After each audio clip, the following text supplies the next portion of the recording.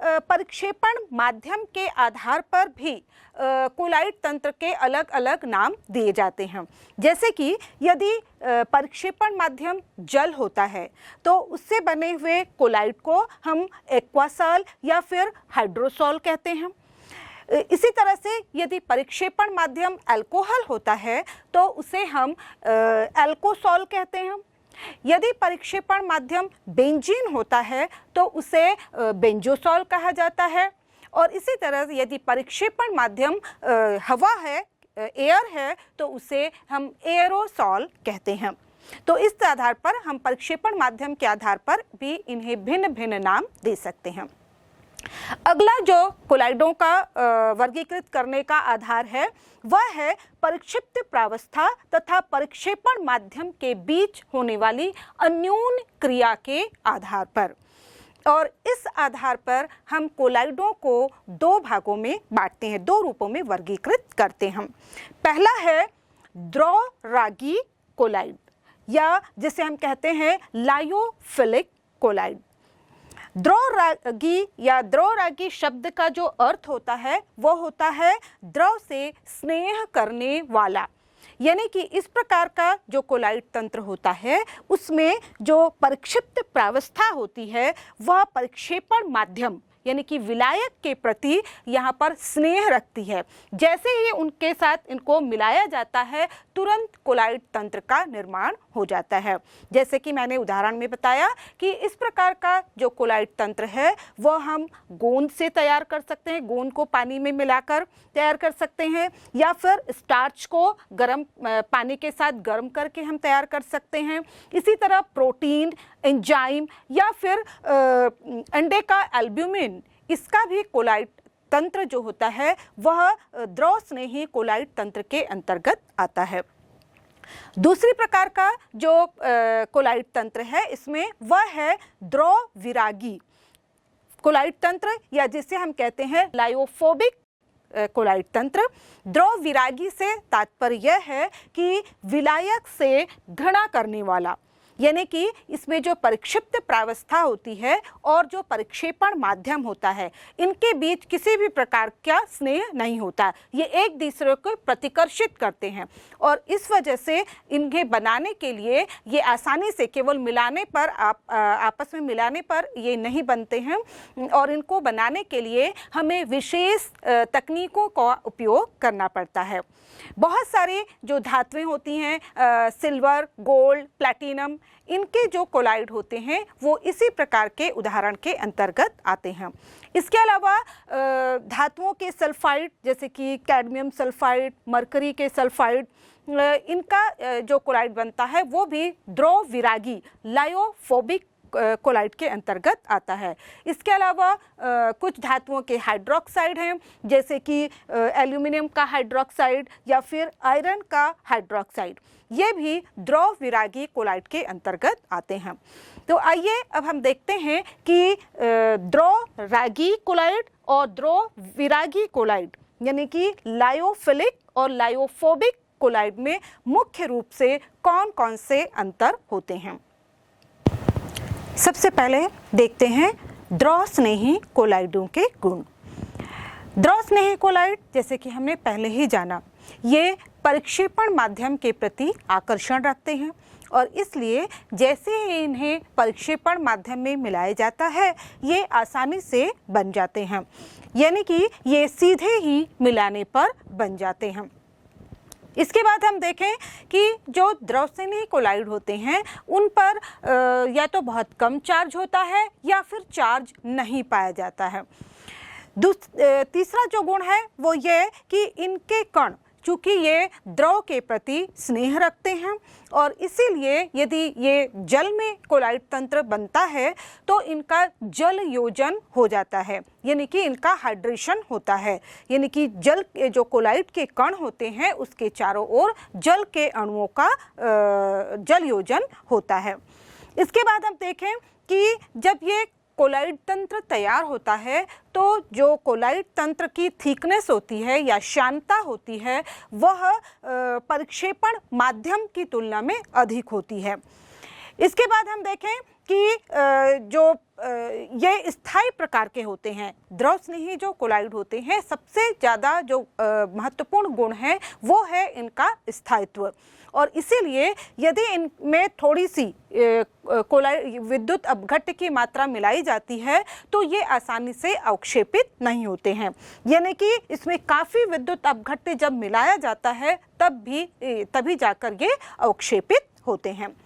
इसके अलावा जो महत्वपूर्ण गुण है द्रव स्नेही कोलाइडों का वह है उत्क्रमणीयता, यानी कि ये उत्क्रमणीय होते हैं।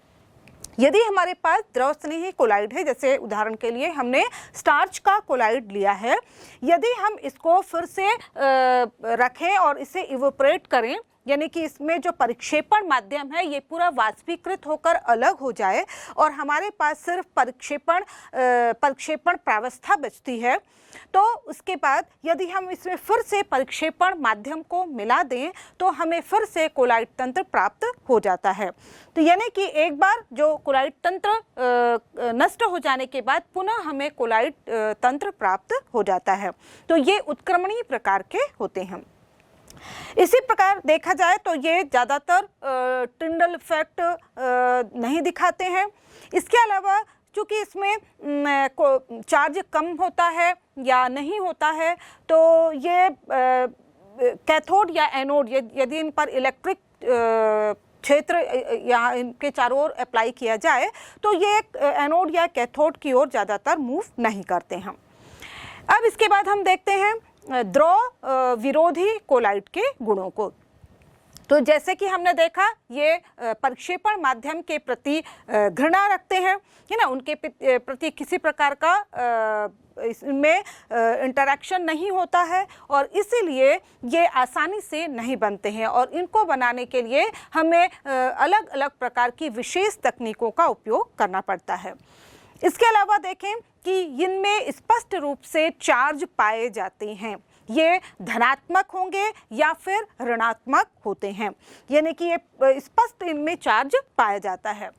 इसके बाद हम देखें कि जो इनकी शांता है उतनी ज़्यादा नहीं होती है, ये लगभग जैसा परिक्षेपण माध्यम की शांता होती है वैसे ही इनकी द्रव विरोधी जो कोलाइड बनने के बाद भी इसकी शांता लगभग वही होती है।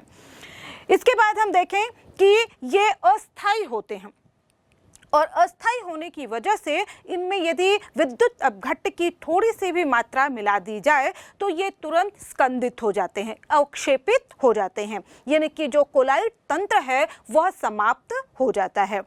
और इसके बाद आता है अनुत्क्रमणीयता, है ना, क्योंकि हमने पहले ही कहा ये अस्थायी प्रकार के होते हैं और इसीलिए एक बार यदि कोलाइड सिस्टम नष्ट हो जाता है, यदि तंत्र समाप्त हो जाता है, तो इन्हें बनाने के लिए हमें फिर से वही पूरी प्रोसेस को यानी कि विशेष तकनीकों का इस्तेमाल करना पड़ता है। ये आसानी से हमें फिर से यदि परिक्षेपण माध्यम मिला दिया जाए तो प्राप्त हो जाए, ऐसा नहीं होता है। इसके बाद हम देखें ये कोलाइडों के जो विशेष गुण है, टिंडल इफेक्ट, ब्राउनिन मोशन, ये स्पष्ट रूप से हमें दर्शाते हैं। इसके बाद हम देखें कि चूंकि इन पे चार्ज पाए जाते हैं, या तो ये धनावेशित होंगे या ऋणावेशित होंगे और इसीलिए यदि इस द्रव विरोधी कोलाइड के चारों ओर यदि हम इलेक्ट्रिक फील्ड लगाते हैं, विद्युत क्षेत्र लगाते हैं, तो ये यदि इन पर धनावेश होता है तो ये कैथोड की तरफ, ऋणावेश वाले इलेक्ट्रोड की तरफ, और यदि इन पर ऋणावेश होता है तो ये एनोड यानी कि धन आवेश वाले इलेक्ट्रोड की ओर गति करते हैं। तो इस तरह से हम देखें कि द्रव स्नेही कोलाइड और द्रव विरोधी कोलाइड एक दूसरे से काफ़ी अंतर रखते हैं। इसके बाद हम देखें जो कोलाइड तंत्र का और भी प्रकार है, जैसे कि हमने देखा चार्ज के आधार पर, तो चार्ज के आधार पर भी हम कोलाइड तंत्रों को दो भागों में बांट सकते हैं, धनात्मक कोलाइड या ऋणात्मक कोलाइड। और जैसे कि हमने देखा जितने भी मेटल के ऑक्साइड्स या हाइड्रोक्साइड्स होते हैं, है ना, ये कुछ जैसे कि यहाँ पर हम देखें टिन का ऑक्साइड हुआ, आयरन का ऑक्साइड हुआ, या फिर इसके पहले हमने उदाहरण देखा है एल्यूमिनियम के हाइड्रोक्साइड या आयरन के हाइड्रोक्साइड, यानी कि धातुओं के ऑक्साइड या हाइड्रोक्साइड जो होते हैं वह धनात्मक प्रकार के कोलाइड होते हैं। इनके जो कोलाइड कण हैं उन पे धन आवेश पाया जाता है। दूसरे प्रकार का जो कोलाइड है वह है ऋणात्मक कोलाइड या ऋण आवेशित कोलाइड जिसे हम कहेंगे। इनमें आते हैं मुख्य रूप से आपके धातुओं के कोलाइड, धात्विक सॉल जैसे कि सिल्वर, गोल्ड, प्लैटिनम, कॉपर, इनके सॉल इसके अंतर्गत आते हैं। इसके अलावा हम देखें धातुओं के जो सल्फाइड हैं, कैडमियम सल्फाइड या फिर मर्क्यूरिक का सल्फाइड, ये भी ऋणात्मक सॉल के अंतर्गत आते हैं। तो ये चीज़ें हमें ध्यान में रखनी होती है। इसके अलावा हम देखें जो कुछ नेचुरल चीज़ें, प्राकृतिक चीज़ें हैं जैसे कि रक्त हुआ, मिट्टी हुई, या फिर जो अशुद्धियाँ होती हैं जैसे सीवेज या इसमें पाई जाने वाली जो अशुद्धियाँ होती हैं, या हम देखें नदी में जो विभिन्न प्रकार की अशुद्धियाँ होती हैं, इनमें ऋणात्मक सॉल पाया जाता है। इसके अलावा ऋणात्मक सॉल के ये उदाहरण हैं। और इसी प्रकार हम देखें जो स्टार्च का कोलाइड होता है या चारकोल का कोलाइड होगा, ये भी ऋणात्मक प्रकार के सॉल होते हैं। अगला आधार जो है कोलाइड तंत्र को वर्गीकृत करने का, वह है परिक्षिप्त प्रावस्था के कणों के प्रकार के आधार पर, यानी कि परिक्षिप्त प्रावस्था किस किस रूप में उपस्थित है। इसमें सबसे पहला जो प्रकार आता है वह है बहुआण्विक कोलाइड, या जिसे हम कहेंगे मल्टी मॉलिक्यूलर कोलाइड। जैसे कि नाम से स्पष्ट है, इसमें जो कोलाइड कण होगा वो अकेला कोलाइड कण कोलाइडल रेंज के आकार का नहीं होता है। ऐसी स्थिति में बहुत सारे ऐसे अणु या परमाणु आपस में मिलकर इकट्ठे होते जाते हैं, संकलित होते जाते हैं और एक पुंज का निर्माण कर लेते हैं, और ये जो आकार बनकर तैयार होता है वह कोलाइड रेंज में आ जाता है। उदाहरण के लिए जो गोल्ड का सॉल होता है वह इसी गोल्ड के भिन्न प्रकार के सॉल होते हैं जो इसके अंतर्गत आते हैं। इसी प्रकार हम देखें सल्फर का सॉल, सल्फर के एक अणु में हम देखें S8, यानी कि एक इसका जो एक अणु होता है S8 बहुपरमाणुक अणु है। इसके लगभग 100 से 1000 तक के अणु आपस में मिलकर जाते हैं, तब एक कोलाइड तंत्र या कोलाइड साइज के कण का निर्माण होता है। तो इस प्रकार हम देखते हैं, इस प्रकार का जो कोलाइड तंत्र होता है उसे हम कहते हैं बहुआण्विक कोलाइड, क्योंकि इसमें कोलाइड कण बहुत सारे अणुओं के संकुलन से बना हुआ होता है। दूसरा इसमें प्रकार आता है बृहद आणविक कोलाइड, या जिसे हम कहते हैं मैक्रोमॉलिक्यूलर कोलाइड। इसमें अकेला एक अणु ही कोलाइड रेंज का होता है, यानी कि उसका आकार 1 नैनोमीटर से 1000 नैनोमीटर के आकार का होता है। अब जो मैक्रोमॉलिक्यूल्स या जिसे हम कहते हैं बृहद आणविक कोलाइड, तो बृहद अणु किसे कहा जाता है? जनरली हम इसके जो लेते हैं वो होते हैं या तो पॉलीमर्स या फिर होते हैं बायोमॉलिक्यूल्स। तो आपके प्रोटीन, सेलुलोज, एंजाइम्स या फिर कुछ मानव निर्मित जो पॉलीमर्स होते हैं जैसे कि पॉलीथीन, नायलॉन, पॉलीस्टाइरीन या फिर जो संश्लेषित रबड़ होता है वह इसके अंतर्गत आता है। तो इसमें जो अकेला अणु होता है, जैसे प्रोटीन हम ले लें तो प्रोटीन का अकेला अणु होता है वो इस आकार का होता है कि उसे सीधे कोलाइड तंत्र उसे इसको डिसॉल्व करके पानी में घोलकर हम इसका कोलाइड तंत्र प्राप्त कर सकते हैं। तीसरे प्रकार का जो कोलाइड तंत्र है वह है सहचरी कोलाइड, या जिसे हम कहते हैं एसोसिएटेड कोलाइड, या जिसका एक और नाम दिया जाता है वो है मिसल। तो जो एसोसिएटेड कोलाइड होते हैं, इस प्रकार का जो कोलाइड कण होते हैं या कोलाइड सिस्टम होता है, उसमें ये कम सांद्रता होने पर ये एक प्रबल विद्युत अपघट्ट की भांति व्यवहार करते हैं। लेकिन जब इनकी सांद्रता कोलाइड में इनकी सांद्रता एक सीमा से अधिक हो जाती है, वैसे ही ये आपस में मिलकर एक पुंज का निर्माण, मिसल का निर्माण करते हैं और एक कोलाइड तंत्र अचानक बन जाता है। तो इस प्रकार का जो कोलाइड तंत्र है वह सहचरी कोलाइड तंत्र या एसोसिएटेड कोलाइड तंत्र कहलाता है। इस प्रकार का जो कोलाइड तंत्र का निर्माण करते हैं वो प्रायः आपके सोप, साबुन या फिर जो संश्लेषित अपमार्जक डिटर्जेंट्स होते हैं वो इस प्रकार के कोलाइड का निर्माण करते हैं। और इस प्रकार का जो कोलाइड है उसके बनने के लिए एक निश्चित ताप की आवश्यकता होती है। उससे नीचे ताप पर कोलाइड तंत्र का निर्माण नहीं होता है और इस निश्चित ताप को क्राफ्ट ताप कहा जाता है। साथ ही साथ जो कोलाइड के कण हैं उनकी सांद्रता भी एक निश्चित सांद्रता से अधिक होनी चाहिए और ये एक निश्चित जो सांद्रता होती है उसे हम क्रांतिक मिसल सांद्रता या CMC कहते हैं।